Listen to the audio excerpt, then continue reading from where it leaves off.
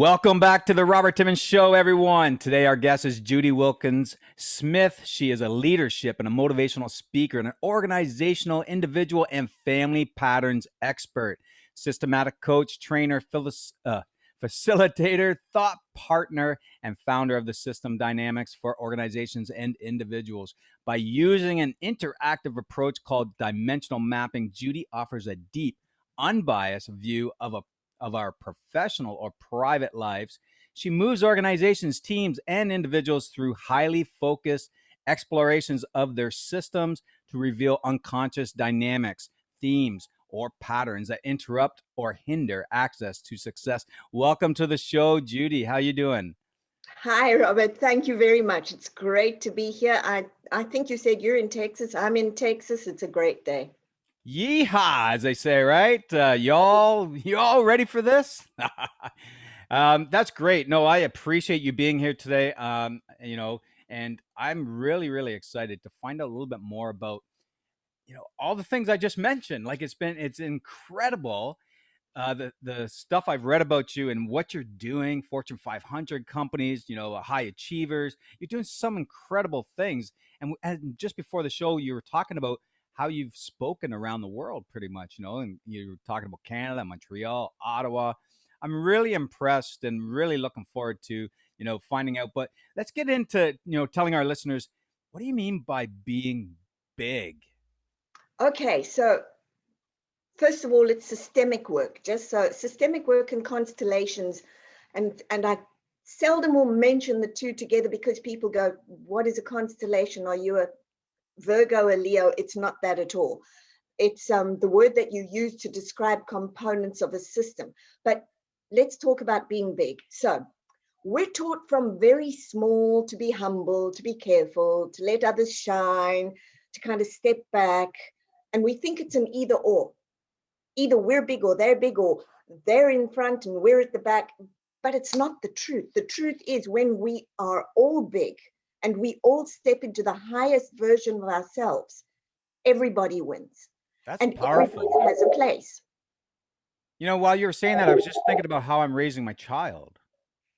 And that sometimes, I could be using those limiting things, not realizing it. But, yeah, I'll let you keep going. But I just want to kind of like, boom, something just popped in my mind when you were talking like that. I It's love that you impressive. said that because here's the deal. That's exactly where it comes from. You tell your child and your child takes that on. And what we do is we hear these things and then we make them the truth, but they're not the truth. They're our truth. And we can change that anytime we want. And so the other thing that we know in this work is that you don't just inherit physical DNA, you also inherit emotional DNA. And the emotional DNA pops down in exactly what you've described. The thoughts, the feelings, the words, the actions that we see our parents do, that they saw their parents do, who saw their parents do the same. And now we wonder why we're sitting with this limiting thought, and it really bugs us. But a high percentage of the time, it's not actually your thought, your feeling, or your action. It began in the mouths and the bodies of your ancestors. And there's a lot of scientific studies that are done around about this, and some of it centers on epigenetic work, where we've discovered that events create significant impact on the physical DNA. They have an imprint on it. And the expression of that physical DNA can be controlled by the emotional DNA. So what we don't realize, to cap all of that, is we're pretty powerful at creating things. We just don't realize what we're doing. So when you're encouraging or discouraging someone, I always say, be careful. You think you're not a witch or a wizard. You're casting a spell right there, dude. Be careful of Oh, what wow. you're doing with that spell, because somebody's going to make it theirs. So when you're talking to somebody today, what kind of piece have you put into their mind that they can use to grow bigger? So growing big is super, super important. If you think about it, we're very hooked into where we're wrong, what hasn't happened for us, how stuck we are, where our limitations are, how we're limiting leaders. We don't shift it around and see where we're right. So we know that there are things that have got us stuck, but we don't go and operate in what we want. And systems are very elegant creatures. The stuck place All of your dislikes and your not wants probably belong to the past. They're the old system. But there is a place in you that knows very well it has a destiny, it wants to go there, it has something to offer. And that's the new pattern that's trying to emerge through you. And that's what we look at when we're doing this work. Wow, that there's a lot of great stuff there. And you know, so many different things came to mind, which I really love that about what you're saying because it's triggering great brainstorming thoughts in my head on different levels, you know, from raising children to how we speak to others and into the leadership aspect where you're talking and you're helping someone with the words that you're saying. You know, I think about a lot of, you know, programs and things that I've been in where a lot of the people are wondering, why can I not break through things? And they're realizing when they actually, you know, maybe tap into meditation or something or get a coach or some kind of thing to really sit back inside their mind, and they're finding out that it was a limiting belief that wasn't really from them. It was stemmed within generational Totally. aspects, right? So when they actually were able to remove it, forgive it, whatever it was, boom, they had like, you know, astronomical changes happen in their life because now that belief has been removed and reframed and changed. Is that That's kind of it. what you're going at? That's it. What you were talking about there is the neurological rewiring, right? So in this work that we do, somebody may come in with an issue, and by the way, it's not just what we tell others or what we've heard; it's also what we tell ourselves. So just hold on to the neurological part there. But let me tell you, I had a client who would always say to me, "I don't know if I'm going to be okay. I don't know if I'm going to be okay. Something's." And eventually, I said to her, where did that come from?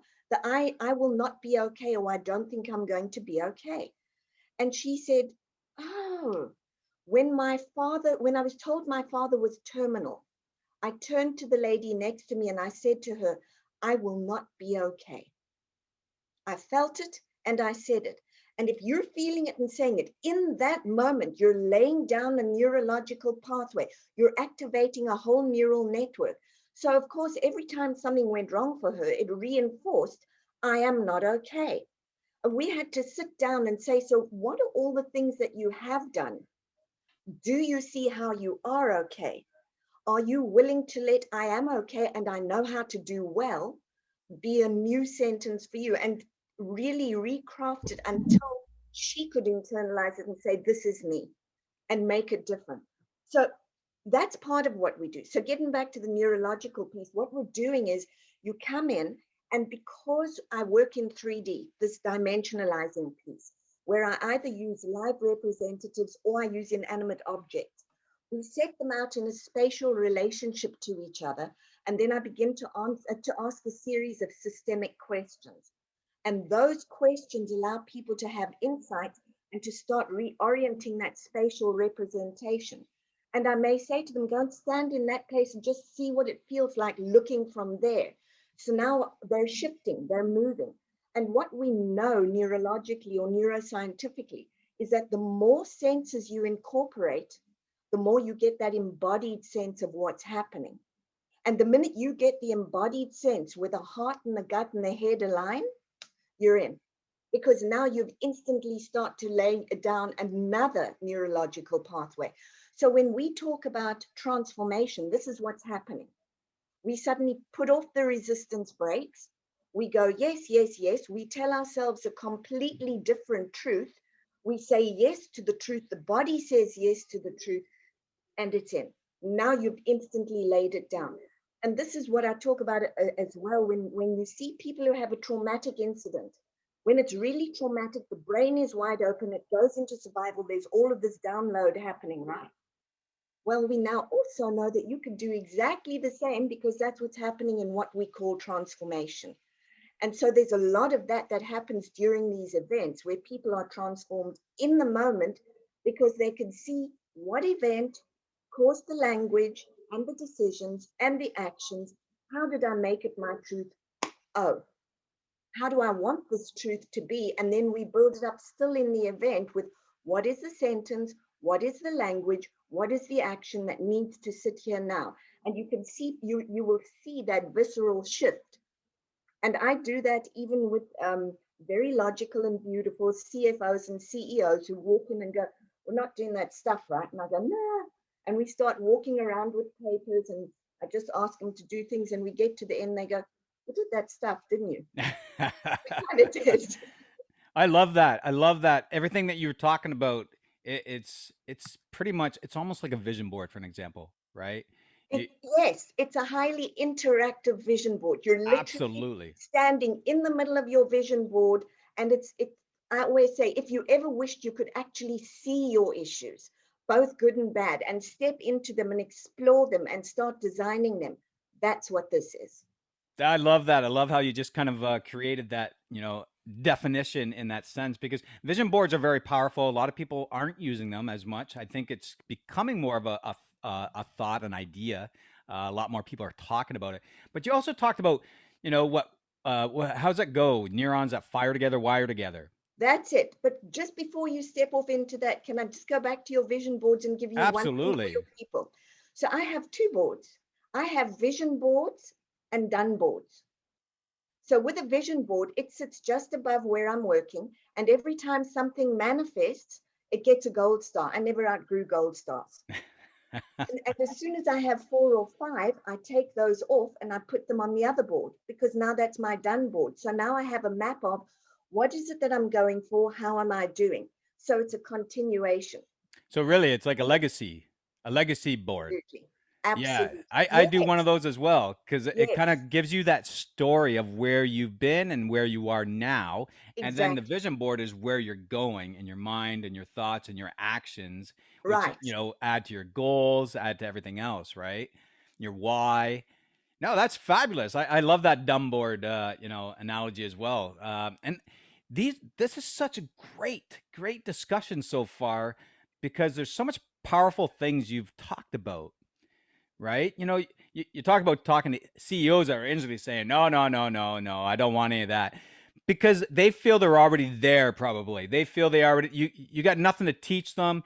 And a lot of people forget about being a kid and that imagination and that, visualization and that, focus of somewhere else, the vibrational levels and that information that you're putting yourself into as well.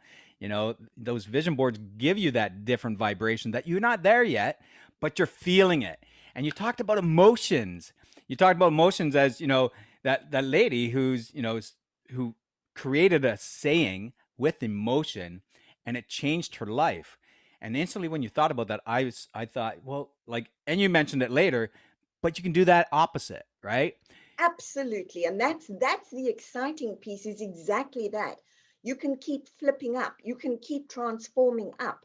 And the way to do that is to actually go into it and feel it fully. And getting back to the CEOs and CFOs, I had one CFO said to me, I'm not doing that stuff. And I said to him, okay, so let me ask you a question. When you make all of these big financial decisions, where's it come from? My head. So I said, what about the heart? No heart. And the gut, no. So I said, okay, so when you make the decision, how do you know it's the right decision? And he said, well, I feel it. And I said, yeah, where? Well, here in my gut. And I said, so you actually do have the gut and you do have the heart. And just by the way, they're paying you a lot of money for the job that you do. And if you're not using the heart and the gut, you're costing your company 66%. That's pretty fraudulent. And he Wow. said, okay, we'll do it. Wow, I love that. I never heard that before. I like how you took it into a percentage because if you're only using your mind, Yep. alone, there's 33%. And good leaders, we know, are passionate. They're fired up. It's not coming just from here. It's coming from the heart as well. It's coming from the gut. The whole lot is hanging together. But it's got to be logically presented because we've been taught that as a leader, got to be stoic, got to use the brain, don't do that stuff. But if you look at the good visionary leaders, they all know to tap into it. They all know that they've got more than just their head. They've got all sorts of pieces they can use. Wow. Well, I think all leaders should have vision, right? Or, if you don't have vision, how's someone going to follow you? What you should have a vision doesn't mean they always do have a vision, but if you have a vision, You better be passionately in love with that vision, because if you're not, it's going to get old. You're going to find all the obstacles. Here's the other thing that I teach. The minute you've got purpose or vision, it will pull you past all of your old excuses and all of your limitations, because you're so engaged with it. It's actually the antidote to stuckness. So you want to have that vision and purpose. So we work a lot with, what is that purpose? That's a very small sounding purpose to me. Well, if we could do this, and when I say small sounding, I will push people to maximize their purpose, whatever it may be. It may sound small to someone else, it may be huge to them. But I want them to feel that stretch, because when they go all the way there, and you know this, there is nothing better than getting to what you've envisaged and being able to say, got the dream, got the dream. And when you've done it once, it's a habit. You will do it again and again, because now you're teaching yourself it's safe to step beyond those limits that the family patterns have created, or the organizational patterns have created. That's what we call the rules of the system, or the conscience. When you start to move beyond that, that's when the world grows. So Oh, you have to have absolutely. once. Oh, I love that. I love that. And I'm so happy we're getting into the visualization and everything and the emotional part, because it's such a powerful spot to me as an artist. I use that all the time. And you're right. It does create a habit, because you find the fun and the excitement and you keep creating new whys and purposes and goals. And you keep seeing the successes go and go and go as you keep moving on. And it becomes exciting. But what you do realize is you're surrounded by people that don't. Do you talk about anything in that regards where, people want that change, to get that change, but then they're surrounded by people that aren't changing with them? Oh, yes, I do. Because I have tons of people who walk into my events and they go, well, this is all good, but my family's never going to go for this. Or this is great, but my CEO is going to think I'm a crazy person. And what I say to them is, it takes one. It literally does. One in the system will turn everything. Because the minute you start interacting differently, the system has no option but to begin reorienting. And so I have people who will go in and they say, my people are going to think I'm crazy. And I say, I want you to work with papers on Monday morning, take your biggest limitation that you're struggling with at work, and I want you to tell them this. Okay, guys, I'm a visual person. So I just need to map it out so I can see it. And then they put out the pieces of paper like I teach them. And it's sort of a from to piece. They'll put that out and they say, okay, so what are we missing here?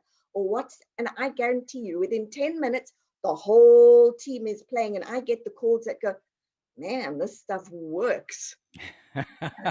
We've just got to be taught to Hmm. get out of just the head and to start understanding that all of those senses are there for us.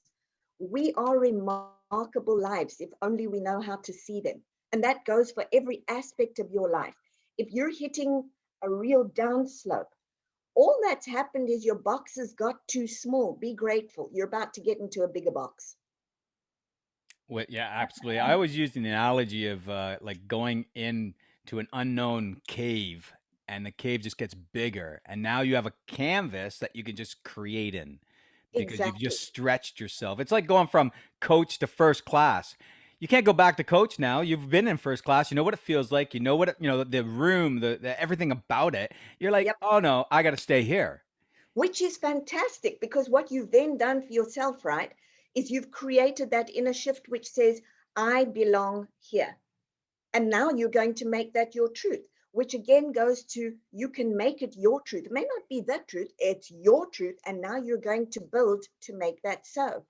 So we're very capable of shifting ourselves up levels by being able to understand how to create those shifts and embody them. Yeah, I love that. I love that.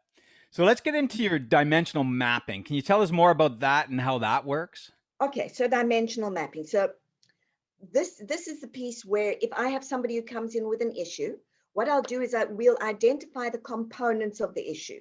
So let's take a family, because a family is super easy to talk about. So so-and-so has an issue with their mother. I want to see what that looks like. I want to know where it came from. So I'll say to them, what are we struggling with here? Well, My mother doesn't see me. Okay. So I'll say to them, pick someone to represent your mom. We'll put mom up and I'll say to her, so what does that look like? Pick someone for you too. And she may place them so that she's facing mom, but mom's facing away from her. Well, I've had those ones happen a number of times. So what I'll say is, how was mom with her mom? Oh no, her mom was very distant. Can we put a representative in for that so you can see it? Sure. So we put that in. Now we've got her looking at mom, who's looking away at her mom, who's also looking away. I say, okay, so tell me about grandma. Oh, well, her mom was fine until grandfather was killed, great grandfather was killed.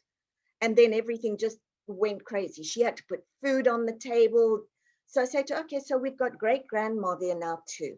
Great grandma couldn't look at the family, could she? She was so busy putting food on the table. She didn't have time for that. Yeah. So then, of course, a different insight begins to generate. Now, so I say, can you see each of you are looking for your mothers who are all busy looking for their mothers? You have a pattern. And we Wow. know that it started with great grandfather. And she'll go, wow, okay, I don't always look at my daughter. And I've wondered what that's about. Oh, and I struggle with my husband. Well, yeah, you do, because grandfather went missing. There's a history now of missing men.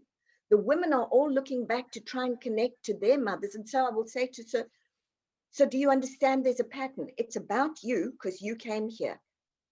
It's not about you because it started there. It's all about you because you're the one who can change it.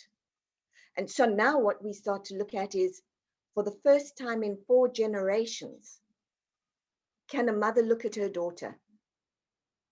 Can she look back at the ones who couldn't see her and say, I get it?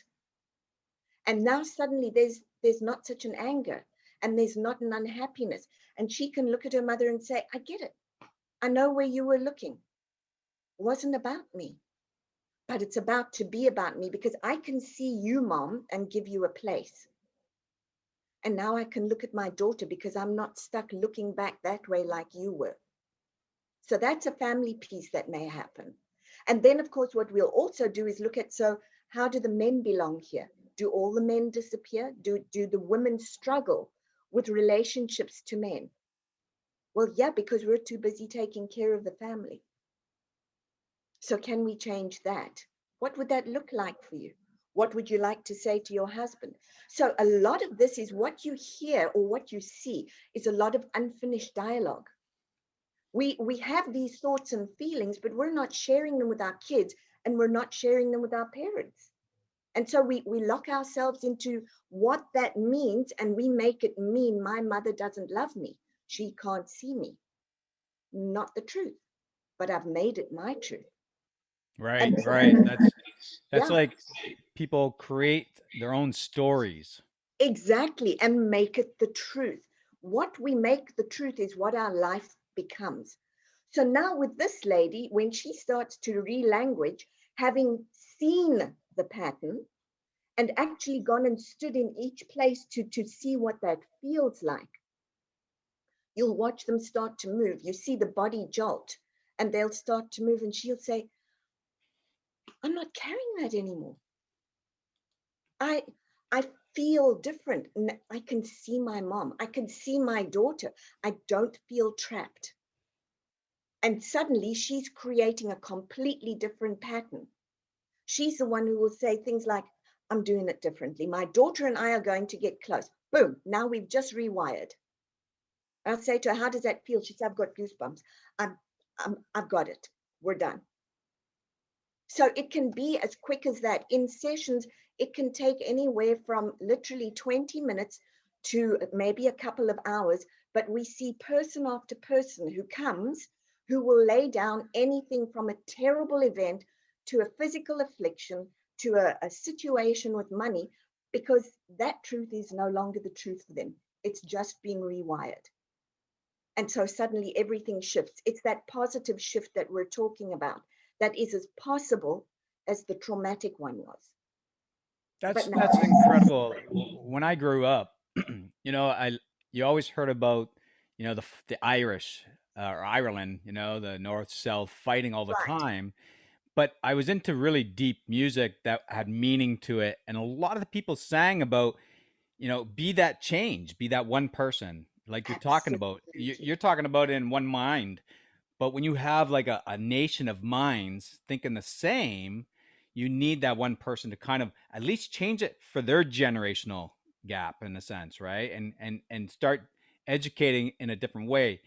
But there's like, as we talked about, that's, neurons that have wired together, and now you have to try and disconnect that and create and wire other ones.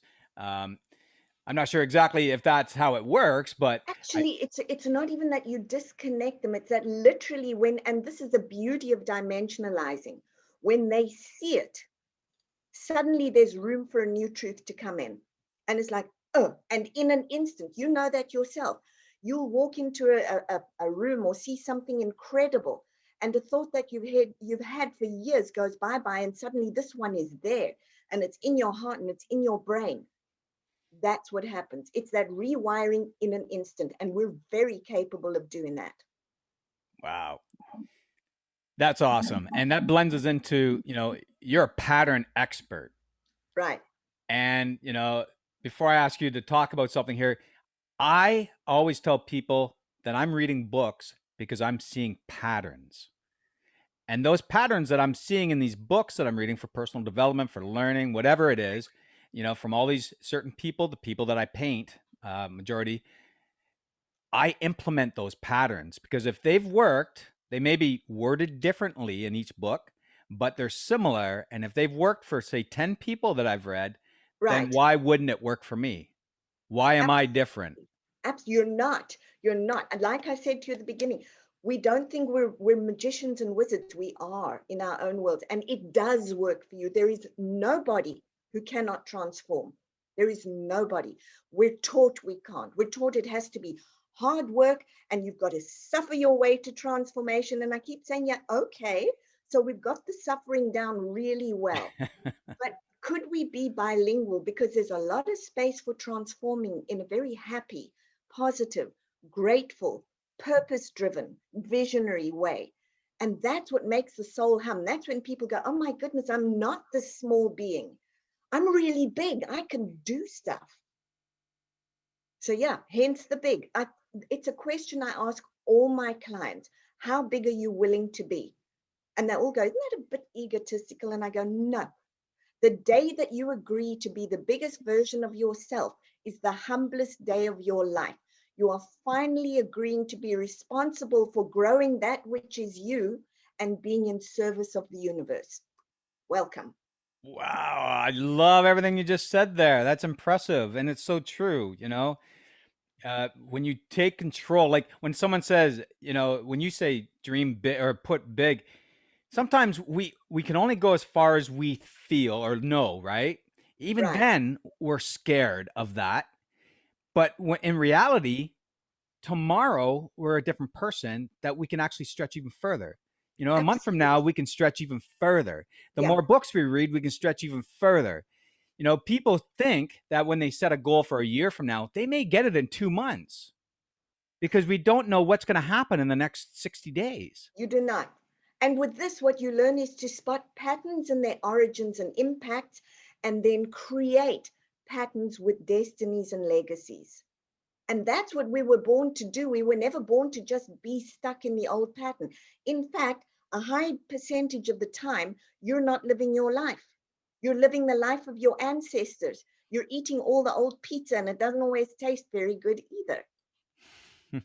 If you make a new pizza, it may have the couple of flavors that you haven't tried before, and it's pretty good.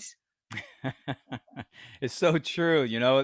I think, as someone who learns and wants to go forward, like yourself, sometimes it's tough to talk to people that want to live in the past. They want to keep the memories alive, like that's their life. I've had friends that go, I wish no one changed. I love the way we were back when we were kids 20, 30 years ago. It's like, what have you done for 20, 30 years then? You just sat there and wished about that? Then And really, they you didn't do. live, you didn't grow. But here's the magic in that, right? If somebody were to come to me and say, I didn't want anything to change, I loved the way it was 20 years ago. I'd go straight into dimensional mapping and I would say to them, I want you to tell me everything that you loved 20 years ago. And we would map it out and use representatives. And I'd say to them, now that you've got all that, what is the pattern that lives there? Okay, now how are you going to take that pattern and grow it to something incredible here? Because you can have that, but you can have it and add to it. So what is your chapter of that? So all that's happened is they know that there were things that they liked, but they haven't learned how to take that with them and create something remarkable. So they're halfway there. Oh, that's beautiful. I think I just read something recently about that, where you go back to your past successes, your past great experiences, and then you bring them into the future and you relive them in a way, or reframe them, or whatever it is, to repeat them, because there's something that was in there that worked for you. Yes, I would say, I don't know if you repeat it, it's possible, but it's very smart to go into your wins, because what it does is it sets off a whole chain of hormones. It's the opposite to the hormones of stress, right? So you're going back to all of the nice ones that juice you up. So if you can use those, then when you're moving ahead, if you feel that, you know you're on the right road. If you go back to feeling down, you know you've just gone back to a past that doesn't serve you. So if you're going to use it, which you should, be mindful about what you're using to drive you. I think the one thing that we got to really, push out here that you talked about, it's the feeling part. Oh, feeling is huge. Without the feeling, it's like a vegetable soup without the soup. The soup would be the feeling part. You need the soup in order to make the vegetable soup, for an example. I know it's a weird analogy. It just came to me, but I wanted to show the separation, that, the vision isn't good without the feeling. And the Right, feeling isn't that good without the vision. The vision, is it the past exactly. vision or is it the future vision? The feeling actually will dictate kind of where you are, really. Because like Well, you it said, does. I And feel doubt, then I could be thinking about something in the past. you're hooked into a pattern in the past. But if you're going with a feeling that really makes you feel good and it bubbles you up, what's happening is, again, you're switching to different parts of the brain and you're activating different hormonal responses. So when you activate that hope, that wonder, that gratitude, that enthusiasm and joy, you're sitting in a higher set, or a more useful set, not a higher set, a more useful set of hormones and reactions that allow the creative brain to be available. And when the creative brain is available and the heart is open and the gut has switched from that clenched feeling to that intuitive feeling, it's game on. So you want to activate that pathway. Oh, absolutely. And, oh, this is a great conversation, because I really love the word creativity, of course, being an artist. But when I realized that what I was creating on canvas, I was also doing in my life. Oh, And what I was creating, when I really found passion in my art and my canvas, it manifested into my life, because it I put so must. much emotion, Right. research, focus. All of a sudden, I'm traveling the world. I'm protecting animals. Now I'm like, I'm painting millionaires, and now I'm being mentored by millionaires. So Right. it's manifesting, and I just sit back and go, wow, it's beautiful. Absolutely. Absolutely. And the more that you dream and imagine is possible, the more you will head in that direction. But you've got to dream it and do it from a state of, my heart is open, my gut is intuitive, my creative brain is on. So that passion is very much a juice that drives it. It's very much the emotion, coupled to what it is that you want to do, that takes the purpose beyond that's a nice idea into, we're doing it, this is happening, and then you're off. So what I say to people is, often I'll sit and think about something I'd like, and I just imagine it very lazily, because I know if I imagine it too carefully, up are going to come the doubts, right? So I don't. I just imagine it and I feel what that might feel like, and I'll allow it to sort of percolate and grow and keep doing its thing, because then I haven't switched the warning system on. And when it's good and ready and I can feel it in my gut and my heart and my head, then it's game on. Then I want to look at, so what might stop me? How do we address that? Where did that come from? Who does it belong to? It's not mine. And I've got to make that goal big enough that it juices me. Because there was a gentleman, I've forgotten the guy's name, the one who wrote E-Myth, Michael Gerber. But he said, it's not that your vision is too big, it's that it's often too small. So it lacks the fuel to get you there. So whatever it is that you're wanting to achieve, you've got to be invested in it. You can't be half saying, well, that's a nice idea. This is it. It calls my heart. It's moving me in the direction. It's moving me out of the old system that no longer serves me, or the old patterns. This is the chapter that only I can write, and I know I'm supposed to do it. Here we go. Oh, that's some great stuff coming out of this conversation here. But so as we move forward, what are 3 tips that you could provide our listeners today to help empower them? I know we've said a lot of things already, but is there 3 things that you could actually they could take and act on them right away? You wanted to take it and start shifting things around for yourself. I want you to take a place where you're stuck. Write down your thoughts and feelings so you can see what you're telling yourself and what you're making your truth right now. And be very clear, it's you who's making it your truth, nobody else. So those 3 things, or 3 thoughts, feelings, actions. Then ask yourself, when you look at that, where did that first begin for me? Where did I first get stuck? When did I first have that experience of being shut down? Did it begin with me, or did it begin with someone in my family, or even my extended family? So are they really my thoughts or feelings, or do they belong to someone else and I'm holding on to them as though they were mine? So that would be number 2. And then 2 things. Ask yourself what you don't want. First of all, you're going to be very good at that. Most people are. They can tell me everything they don't want. The chances are that belongs in your past or someone else's past. Now ask yourself what it is that you really want, and understand that that's yours. It is yours. It's where you were meant to go. It's the chapter that only you can write, and it's attached to your highest potential. And then stand between the 2 and feel what that may feel like. Wow. That was great. Something I definitely can learn from too. I really love how you've opened up your thoughts to how it could be directing to the past of something that you have within you. Because I do find our body is a like a mind of its own. Like, you know, every cell is the same DNA in our body, right?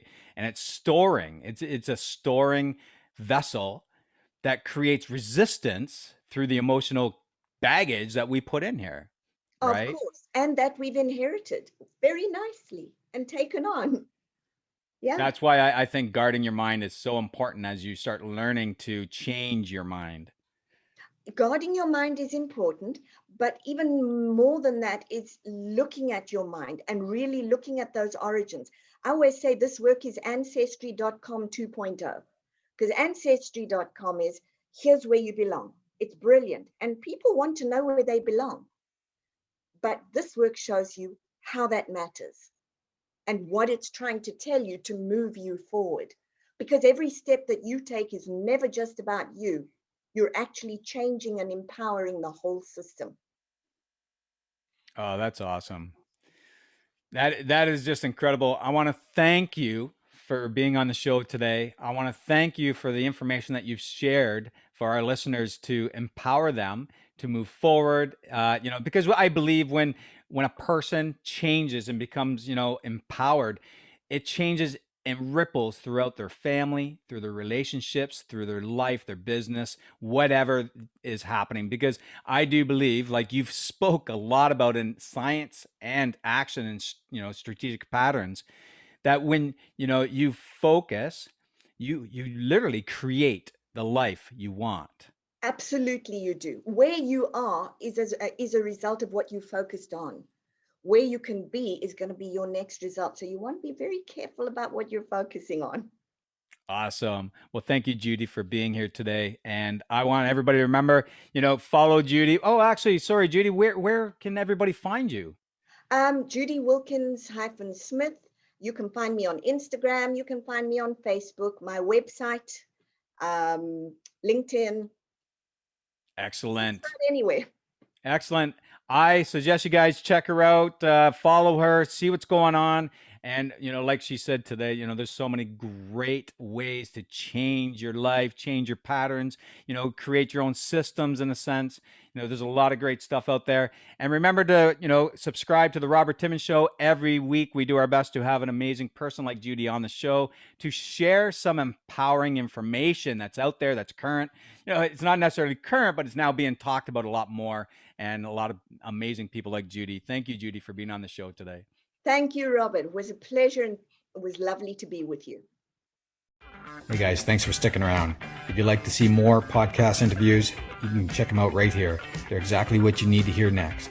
And if you're new here, hit subscribe and become part of the community, and tell me what you think about the podcast interviews in the comments below. I read all of them every week. And join my Mind Power Mastery group by hitting the link in the description.